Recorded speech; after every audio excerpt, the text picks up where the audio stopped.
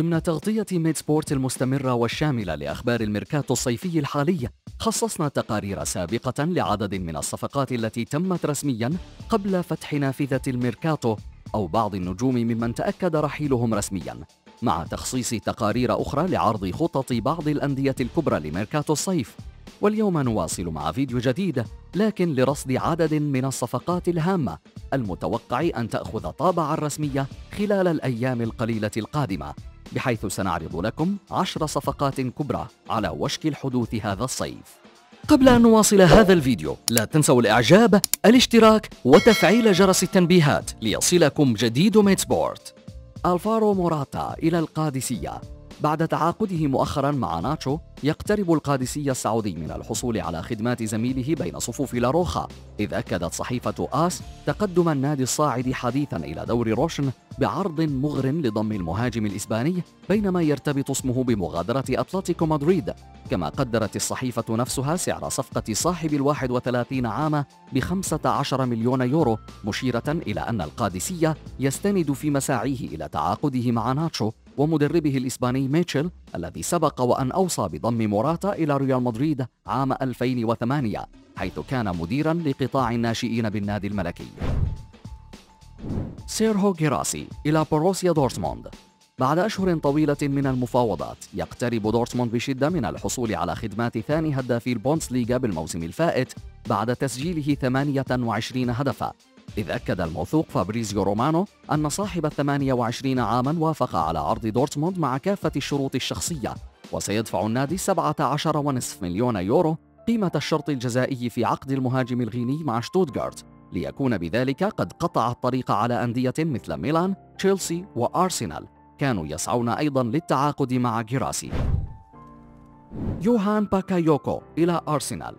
بعد تألقه المبهر مع أيندهوفن الموسم المنقضي وتسجيله ل14 هدفاً مع صناعة مثلهم، قد تكون الخطوة التالية للجناح البلجيكي صاحب الأصول الإيفوارية في البريمير ليج، لكن ليس بين صفوف ليفربول الذي ارتبط كثيراً بضم صاحب 21 عاماً خلال الآونة الأخيرة، حيث أكدت عدة تقارير بلجيكية أن أرسنال دخل بقوة سباق التعاقد مع باكايوكو، وأصبح هو الخيار المفضل للظفر بخدماته بناء على رغبة مايكل أرتيتا، مضيفة أن الصفقة تسير في الاتجاه الصحيح، كما يمكن أن تحسم بمبلغ يتراوح بين 45 إلى 50 مليون يورو مثل ما يريد أيندهوفن. مايكل أوليسي إلى بايرن ميونخ. يقترب الجناح الشاب صاحب الجنسيتين الفرنسية والإنجليزية من ارتداء قميص بايرن ميونخ بالموسم المقبل، حيث أكد فابريزيو رومانو أن اللاعب رفض عرضا للتجديد من كريستال بالاس، كما أدار ظهره لاهتمام أندية أخرى كتشيلسي ونيوكاسل، حيث يريد اللعب فقط للبايرن من أجل المشاركة في دوري أبطال أوروبا. وبدوره أتم العملاق البافاري اتفاقه على كافة الشروط الشخصية مع صاحب 22 عاما، كما اتفق أيضا مع كريستال بالاس على دفع 53 مليون يورو قيمة الشرط الجزائي في عقد اللاعب، بالإضافة ل6 ملايين أخرى كمتغيرات، ويبدو أنها مسألة وقت فقط ليتم الإعلان رسميا عن الصفقة. ألكسندر إيزاك إلى تشيلسي. لتجاوز خيبات الموسم الماضي، يرغب تشيلسي في تعزيز خط هجومه بضم المهاجم السويدي المتألق بشدة مع نيوكاسل، وبحسب صحيفة ديلي ميل من المتوقع أن تطلب إدارة الماكبايز مبلغا يتجاوز 120 مليون يورو للتخلي عن صاحب 24 عاما في ظل أرقامه الإيجابية وصغر سنه، ناهيك عن عقده الممتد حتى صيف 2028، في حين أكدت صحيفة ذا سان أن إدارة البلوز تسعى لتقليل المبلغ المطلوب من خلال صفقة تبادلية، بحيث يقدم النادي اللندني السنغالي نيكولاس جاكسون كجزء من الصفقة مع مبلغ مالي، بينما ذكر موقع فوتبول إنسايدر أن ثلاثي بروخا، غالاغر وشالوبا قد يتم إدراج أحدهم أيضا في الصفقة. أنتوني غوردون إلى ليفربول. رغم تألق الجناح الإنجليزي اللافت مع نيوكاسل بالموسم المنصرم، إلا أن إدارة الماكبايز أبدت انفتاحها لبيعه هذا الصيف في إطار سعي النادي لتحقيق الموازنة اللازمة لتفادي أي مشكلة محتملة تخص خرق قواعد اللعب المالي النظيف، وعليه حاول ليفربول استغلال الموقف، إذ أكدت صحيفة ديلي ميل أنه كانت هناك محادثات بين الناديين تتضمن إرسال مدافع ريدز كوانسا إلى نيوكاسل في صفقة تبادلية، لكن إدارة ليفربول تمسكت بالنجم الشاب، وبسبب ذلك لم يستطع الناديان توصل لاتفاق، إلا أن هناك فرصة لإحياء المحادثات مجددا خلال الأيام القليلة القادمة في ظل إعجاب مسؤولي الريدز والمدرب آرن سلوت بصاحب 23 عاما.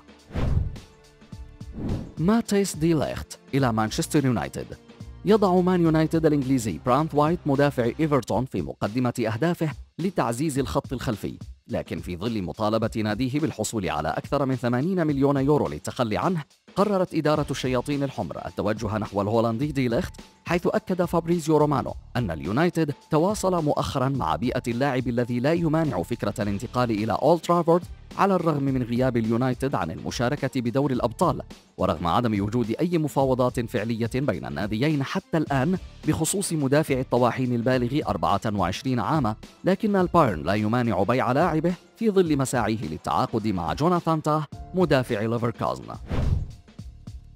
ريكاردو كالافيوري إلى يوفنتوس. عطفاً على تألقه بشكل مميز مع بولونيا بالموسم الماضي، كان المدافع الإيطالي قريباً للغاية من اللحاق بمدربه تياغو موتا في يوفنتوس، حيث كشف فابريزيو رومانو عن تلقي لبيانكونيري الضوء الأخضر من اللاعب ووكيله منذ مايو الماضي على أن يحسم الأمور مع إدارة بولونيا، لكن بانطلاق اليورو وتوهج صاحب 22 عاماً مع الآزوري تغير كل شيء، ودخلت عديد الأندية خط المفاوضات مع اللاعب، إذ كشفت صحيفة ذا أثلتيك أن مانشستر سيتي وبايرن ميونخ مهتمان، بينما أكدت صحيفة آس تواجد كالافيوري على رادار ريال مدريد تحسباً لفشل التعاقد مع ليني يورو، فيما قالت إذاعة مونت كارلو أن هناك تحركات من أندية محتملة كتوتنهام وأرسنال، ومن جانبه لا يمانع بولونيا البيع، لكنه سيطلب مبلغاً مجزياً متسلحاً بتألق كالافيوري باليورو، كما أن عقد انتقاله من بازل في صيف 2023